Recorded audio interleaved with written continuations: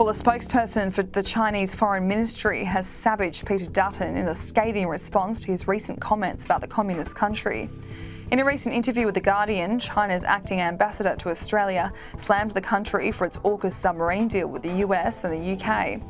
By trying to acquire a nuclear-powered submarine, it certainly has an impact on the ongoing non-proliferation system. So are you going to be a naughty guy? Said Wang Xining.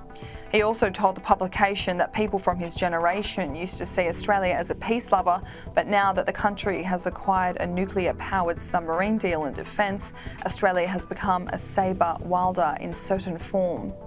The acting ambassador went on to describe the newly formed AUKUS partnership as an Anglo-Saxon clique and that it shows that certain people in your country still have a mentality of concentric stratification of people according to their cultural and ethnic background.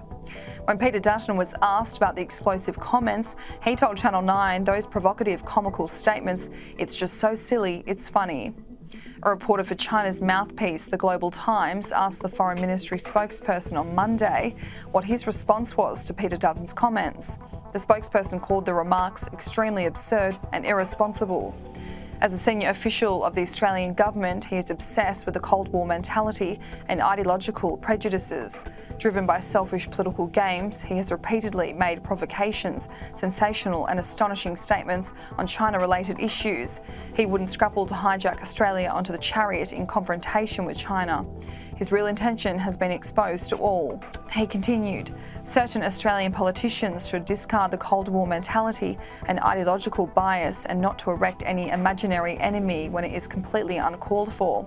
If they attempt to pocket selfish political gains by singing the anti-China tune, they will end up shooting themselves in the foot and becoming a laughingstock in the world.